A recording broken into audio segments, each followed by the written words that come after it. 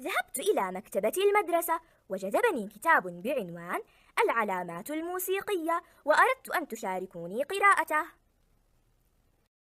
كان عالم الموسيقى الفرنسي إيمي باري شغوفا بتعليم الموسيقى للجميع، وقد كان محتفظا بالعلامة الإيقاعية النوار، ولكنها كانت تشعر بوحدة شديدة فقسمهما إلى قسمين وجمعهما معا، وقرر أن يطلق على هذه العلامات ألفاظا تسهل قراءتها، حيث وجد أنها أسهل طريقة في تعلم العلامات الإيقاعية، فأطلق على علامة النوار لفظ تا تا، وبعد أن قسمهما أسماها تا تي.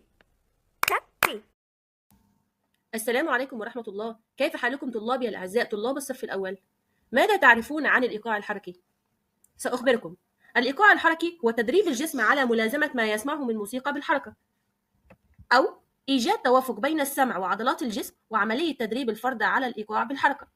وتعد طريقة العالم دالكروز للإيقاع الحركي من أحسن الطرق وأفضلها التي توصلت إلى تكييف أعضاء الجسم وتنبيه إحساسها بالإيقاع الموسيقي. والآن ونحن نقف على شكل دائرة، سنسير باتجاه عقارب الساعة، ونضع القدم اليمنى مستندة على الأصابع المشط بجانب كعب القدم اليسرى، ويكون الذراعان جانبا لأسفل مع قبض الكفين. وحين نبدأ التمرين سنثني الذراعان قليلا. طريقة أداء العلامة الإيقاعية النوار تؤدى بخطوة المشي، ويكون فيها وضع المشط القدم أولا ثم الكعب، مشط وراء الكعب، ويكون الجسم مستقيما ومعتدلا تشبه خطوة الجندي.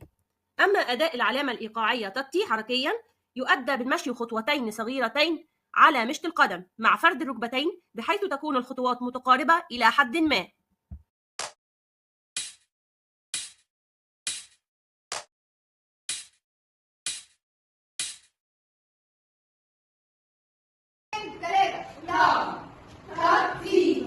استمعوا يا طلابي إلى النموذج الإيقاعي.